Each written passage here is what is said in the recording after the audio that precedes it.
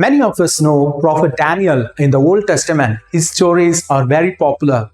So, in the old calendar of the Catholic Church, Prophet Daniel was commemorated on July the 21st, and he is still commemorated in the Eastern Orthodox Church as well as in some other churches also. It is said that the Archdiocese of Gorizia in Italy celebrates his feast on September the 11th. So today we are going to see about Prophet Daniel. Daniel, the name means God is my judge. He is the main character of the book of Daniel. So according to the book of the Hebrew Bible, Daniel was a noble Jewish youth of Jerusalem, taken into captivity by Nebuchadnezzar II of Babylon, serving the king and his successors with loyalty and ability until the time of the Persian conqueror Cyrus the Great.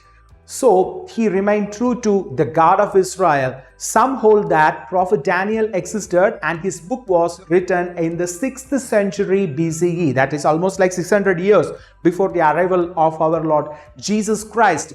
So Prophet Daniel, if you see in the Old Testament, in the book of the Daniel, it is said that Prophet Daniel received visions in Susa in Persia. Susa was the city of the Elamites. Elamites were mentioned frequently in the Bible, right from Abraham till the end. Even in the Acts of the Apostles chapter 2 verse 9, you will find about the Elamites. So Prophet Daniel received visions in Susa. There was a palace for the Persian kings in Susa, and Cyrus himself, who although was a Persian, he was Elamized in his culture in many ways. So he must have been residing over there.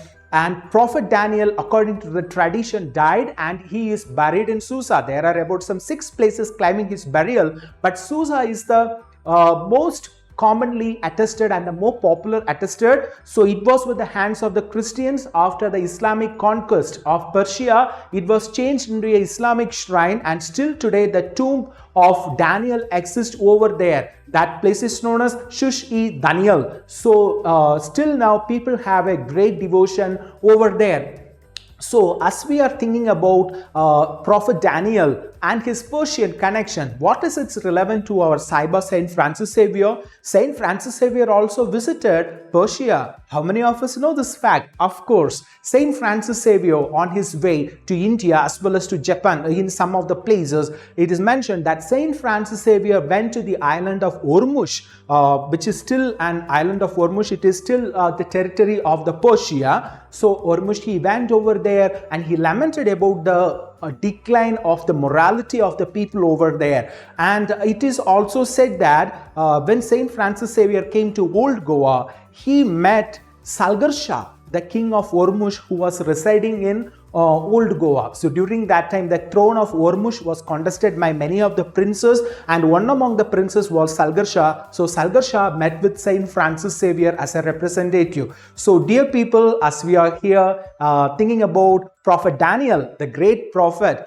who even prophesied about Messiah, that is the arrival of our Lord Jesus Christ, well in advance, let us ask the Lord to be wise like Prophet Daniel, and let us have a great zeal like Prophet Daniel had for our Lord God, the God of Israel, and like Saint Francis Xavier, who worked in Persia and who worked to the kings of Persia, like the king of Ormuz. Let us all also pray for the Christians in Persia. It's a very small minority. It's like only 2,000 Christians of Roman Catholic Christians, divided into some 6 parishes all over the Persia. So we will also pray for them in a special way, and have a blessed feast of Prophet Daniel. May God bless you all.